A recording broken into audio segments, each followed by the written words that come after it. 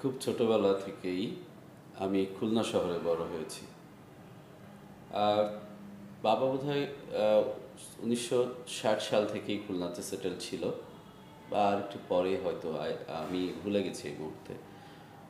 But ছোটবেলা থেকে আমরা খুলনাতে বড় হয়েছি। খুলনার অলিতে গলিতে, খুলনার মাটিতে, খুলনার পানিতে, খুলনার বায়ু আবহাওয়াতে আমরা মানুষ হয়েছি।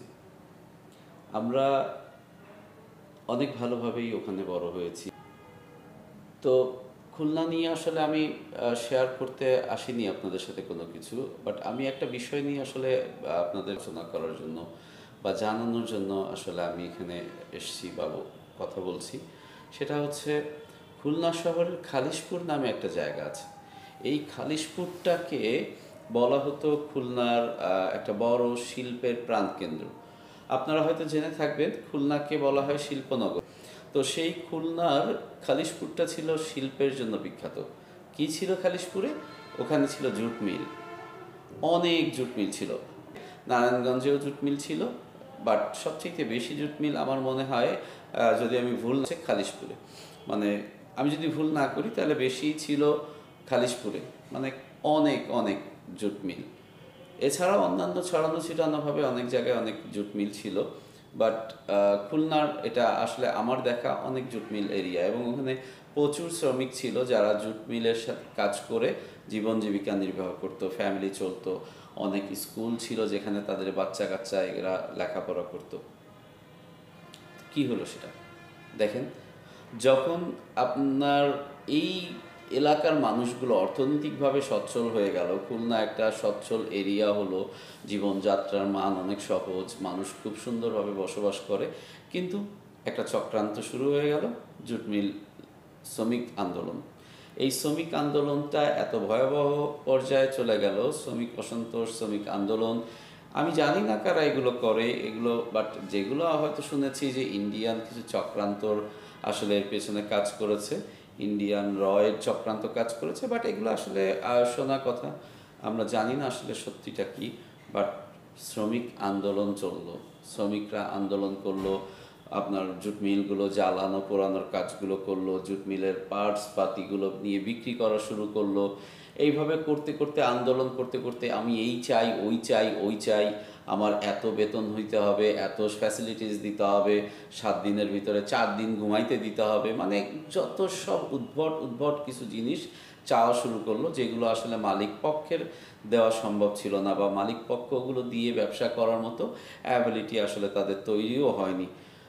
মালিকের অনেক টাকা থাকতে পারে ভাই, আমি হয়তো মনে করতেছি যে অমুক শিল্প গ্রুপের মালিক, তমুক শিল্প গ্রুপের মালিক, তার এত টাকা থাকতেই পারে, এটা সে অর্জন করতেই পারে, সে লাভ করতে পারে অনেক। বাট আপনার যেটা প্রাপ্য, আমার যেটা প্রাপ্য, আপনার সাথে আমার সাথে যে কন্ট্যাক্ট, সেগুলো তো দিয়ে দিচ্ছে তারা। হয়তো বা কখনো কখনো প্রবলেমের কারণে দিচ্ছে না, কেউ কেউ খারাপ জায়গা থেকে চিন্তা করে, খারাপভাবে চিন্তা করে বিধায় অনেকেই ঠিকমতো দিচ্ছে না। বাট পার্থপক্ষে আসলে আমরা তো খেয়ে পরে বেঁচে আছি, আমাদের রিজিক আসতেছে ওই জায়গাগুলো থেকেই। তো আমার এত এত চাহিদা জন্য আমি হয়তো আলোচনা করতে পারি, আমি হয়তো যেভাবে আমরা অনেক ধরনের নর্মাল আন্দোলন করতে পারি, জ্বালাও পোড়াও ভাঙচুর দখল এই সেই, অমুক মারা, সিনিয়রদেরকে মারা, স্টাফ মারা, এইগুলো করে করে কি হয়, আপনার এই শিল্পটা ধ্বংস হয়ে যায়। আপনি দেখেন, খুলনার খালিশপুর যে জুট মিলগুলো ছিল, এত নামকরা জুট মিল, সেগুলো কিন্তু নাই।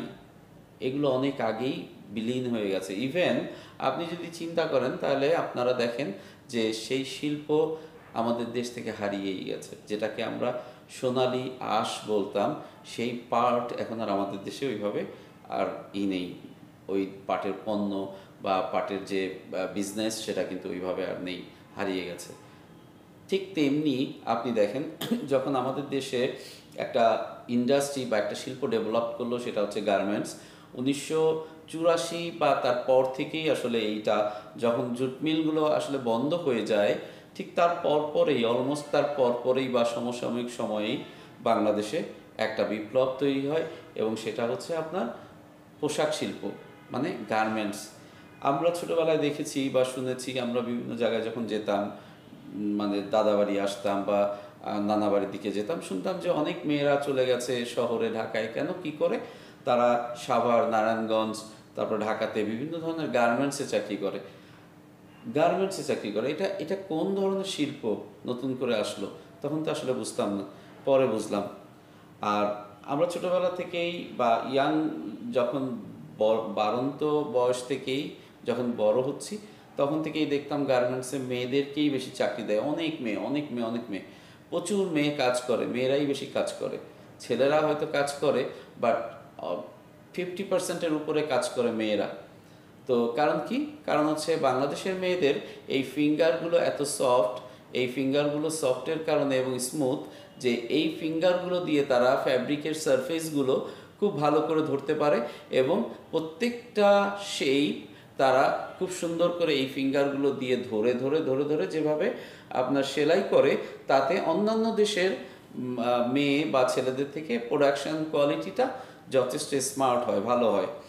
এই কারণে আমাদের দেশের গার্মেন্টসের অর্ডার বাড়তে থাকে, এবং আমরা দিন দিন আরও অর্থনৈতিকভাবে আরও সচ্ছল হতে থাকি, ডেভেলপড হতে থাকে আমাদের ফরেন কারেন্সির যে রিজার্ভটা। আপনি দেখেন এখন সেই ইন্ডাস্ট্রি যেটা আমাদের বাংলাদেশের জন্য বড় দুইটার একটা একটা হচ্ছে আমাদের রেমিটেন্স আসতেছে যে শ্রমিকদের পাঠানো টাকাতে, আর একটা হচ্ছে আমাদের যে গার্মেন্টস রপ্তানি করে আমরা যে রিজার্ভটা আমাদের হচ্ছে, এই দুইটা সবচেয়ে বড়। এখন কি হলো, যে কোনো পলিটিক্সে সেটা আপনি ইনসাইড আর আউটসাইড, ইনবাউন্ড বলেন আর আউটবাউন্ড বলেন, যে কোনো ধরনের চক্রান্ত আমাদের পিছে লেগে গেছে। আমরা জানি আমাদের অর্থনৈতিক এই সাইডটা অনেক আগে থেকেই আমাদের আশেপাশের দুই একটা কান্ট্রির নজরের খুব খারাপভাবে চলছে, খারাপ লাগছে তাদের কাছে, কারণ আমাদের অর্থনীতিটা ফুলে ফেঁপে উঠতেছে, আমাদের রিজার্ভটা ফুলে ফেঁপে উঠতেছে।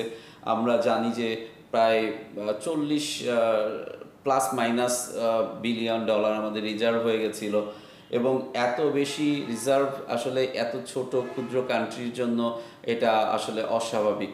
আমরা যদি টাকা পাচার না করে, আমরা এই বিলিয়ন বিলিয়ন টাকা পাচার না করে যদি আমাদের দেশেই থাকতো, তাহলে কিন্তু আমরা অনেক ভালো একটা উন্নত দেশে পরিণত হতেও পারতাম। কিন্তু যাই হোক, আমরা সেটা পারিনি। আমাদের এই যে রিজার্ভের যে রাস্তাটা, যেটা দিয়ে এত বেশি আসতেছে, সেই রাস্তাটা নিয়ে যে চক্রান্ত শুরু হয়েছে, আজকে প্রায় দেখেন 1.5 মাসের উপরে আমাদের এই গার্মেন্টসে প্রচুর আন্দোলন চলছে। আন্দোলন কিন্তু বন্ধ হচ্ছে না। কেন? আজকে এই দাবি, কালকে ওই দাবি, পরশুদিন ওই দাবি, মালিকরা কিন্তু সব মেনে নিচ্ছে। আরে ভাই, মালিকদেরও তো একটা লিমিটেশন আছে, তাই না? সে কয় টাকা লাভ করে আপনি দেখেন। বিদেশে বায়াররা কি করছে? আস্তে আস্তে আপনার প্রাইস কমাচ্ছে, কারণ তারা বিভিন্ন ধরনের টেকনোলজি ইউজ করতেছে। আপনার আগে হয়তো অনেকে বলতো যে আমার 22 গজ, 23 গজ, 25 গজ, 30 গজ ফ্যাব্রিক লাগবে 1 ডজন কাপড় বানানোর জন্য। এখন সেখানে তারা মানে অটো ক্যাড থেকে শুরু করে আপনার বিভিন্ন ধরনের সফটওয়্যারের মাধ্যমে তারা কনজামশন কন্ট্রোল করে, এবং সেই কনজামশন করে তারা দেখে যে না, আসলে যেখানে আগে মালিকরা 22 গজ পেত, সেখানে আসলে 17 গজ 16 গজ দিয়েই করানো যায়। তো তারা কি করতেছে? তারা এই জায়গা আমাদেরকে প্রাইস কমায় দিচ্ছে। তারা আমাদের দেশে দেখেন প্রতি বছর আমাদের শ্রমিকদের আপনার বেতন বৃদ্ধি হচ্ছে, তাদের ইনক্রিমেন্ট হচ্ছে, কিন্তু আমাদের কিন্তু প্রতি বছর মার্কেটটা আমাদের জন্য চ্যালেঞ্জ হয়ে যাচ্ছে। আমাদেরকে প্রাইস বিট করতে হচ্ছে, অনেক প্রাইস কমায় দিচ্ছে বায়াররা। তো সেক্ষেত্রে মালিকরা কি করতে পারে? আমি আসলে মালিকদের পক্ষে সাফাই গাচ্ছি না। আপনি যদি বেসিক কিছু জিনিস সেন্স আপনার থাকে, আপনি যদি একটু তাকান, যেখানে আমাদের একটা গার্মেন্টসের আগে ছিল আমরা হয়তো পাইতাম $10, এখন মালিকরা সেখানে এই কনজামশন বা বিভিন্ন সাইড নিয়ে টেকনোলজিক্যাল সাপোর্ট নিয়ে তারা দেখলো যে না, এখানে $7 দিলে আমাদের হয়ে যায়। তো তারা আমাদেরকে $7 অফার করতেছে। $7 আর $10, $3 কিন্তু ডিফারেন্স হয়ে গেছে এখন। আর আপনাদের বেতন, আমাদের বেতন, আগে যেখানে একটা মানে ওয়ার্কার আপনার পেত 7,000 8,000, এখন তারা 14-15 হাজার টাকা পাচ্ছে। এটা হচ্ছে মানে অলমোস্ট বেসিক। ওভার টাইম দিয়ে এগুলোতে দেখা যায় একটা ওয়ার্কার প্রায় আগে যেখানে পেত 10,000 12,000, এখন সেখানে 22, 23, 24 হাজার পর্যন্ত পায়। তাহলে কি হলো? স্যালারিগুলো বেড়ে গেল অলমোস্ট ডাবল, আর প্রাইস কমতে শুরু করলো। তাহলে এটা ইটস ডিফিকাল্ট টু ম্যানেজ। আসলে এটা এই চ্যালেঞ্জটা মোকাবেলা করা মালিকদের পক্ষেও যেমন কঠিন, তেমনি যারা ঊর্ধ্বতন কর্মকর্তা তারাও শ্রমিকদেরকে বোঝানোটা কঠিন। তাহলে কি হবে? এখানে আসলে আমাদের মিউচুয়াল আন্ডারস্ট্যান্ডিং হইতে পারে। সেটা হচ্ছে মালিকদের সাথে যদি শ্রমিকরা বসে বিভিন্ন দফায় দফায় বসে তারা কথা বলে ঠিক করে নেয় যে আমাকে এখানে এটা করতে হবে, এখানে এটা করতে হবে, বা কোথায় মালিকরা পারতেছে না সেটাও শ্রমিকরা যদি বুঝে মেনে নেয়, তাহলে কিন্তু এই আন্দোলনটা হয় না, এই ধরনের ক্ষতিকর অবস্থাগুলো তৈরি হয় না, জ্বালাও পোড়াও ভাঙচুর হয় না, মানুষ মারা যায় না, এবং বিদেশের কাছে আমাদের মানে যে একটা আমাদের ফেস যেটা ছিল বা আমাদের যেটা একটা ওয়েট ছিল সেই জিনিসটা আরও বেড়ে যেত, আমাদের প্রতি আস্থা তাদের বেড়ে যেত, এবং তারা আরও অধিক অর্ডার দিত এবং অধিক আমাদের ফরেন রিজার্ভ আসতো। এখন সেটা থাকতেছে না। দেখেন অলরেডি আমি যেটা শুনছি, আসলে সত্য কিনা জানি না, 2 থেকে 5 বিলিয়ন অর্ডার আমাদের দেশ থেকে চলে গেছে। কোথায় কোথায় গেছে? ইন্ডিয়াতে গেছে, পাকিস্তানে গেছে, তাইওয়ানে গেছে, ভিয়েতনামে গেছে, ইজিপ্ট মানে মিশরে গেছে, এইভাবে করে চলে যাচ্ছে। সো আপনার আর আমার রিজিক কিন্তু এই দেশ থেকে অন্য দেশে চলে যাচ্ছে। আপনি আমি কি বলবো? রিজিক আল্লাহর পক্ষ থেকে আসে, আল্লাহ যেটা রাখবে সেটা আমরা খাবো, আল্লাহ যেটা রাখবে না সেটা আমরা খাবো না। কিন্তু ইসলাম কি তাই বলে? ইসলাম কি বলে? আমি যেটা মানে যতটুকু জানতে পেরেছি বা শিখতে পেরেছি সেটা হচ্ছে রিজিক আল্লাহ আপনার উপরে ছেড়ে দিয়েছে। আপনি যত পরিশ্রম করবেন, যত চাইবেন, যত অধ্যবসায় করবেন, তত আপনার বাড়বে। আল্লাহ কিন্তু একটা জিনিস মানুষকে দিয়ে ওটা ক্লোজ করে দেননি, সেখানে আপনি চেয়ে আবেদন করে শ্রম দিয়ে পরিশ্রম করে আপনি এটাকে বাড়াতে পারেন। আর এই জায়গায় আমরা কি করছি? আমরা আন্দোলন সংগ্রাম করে, জ্বালাও পোড়াও ভাঙচুর করে আমরা আমাদের এই রিজিকগুলো, আমাদের এই অর্থনৈতিক স্বাবলম্বিতা নষ্ট করে দিচ্ছি। আমাদের এই শিল্প আমরা আমাদের দেশ থেকে বের করে দিচ্ছি অন্য দেশে। আমাদের এই অর্থনীতির পিছনে, আমাদের এই ডেভেলপমেন্টের পেছনে এখন চক্রান্ত জড়িত হয়ে গেছে, চক্রান্ত লেগে গেছে। কারা চক্রান্ত করছে, কেন চক্রান্ত করছে, কী কারণে চক্রান্ত করছে, এটা আপনি আমি সবাই বুঝতেছি। আর যারা করাচ্ছে তারা কিন্তু মুষ্টিমেয় কিছু মানুষ। আপনি কি মনে করেন যে আমাদের শ্রমিক ভাই বোনেরা এগুলো করে না? আমাদের শ্রমিক ভাই বোনেরা করে না।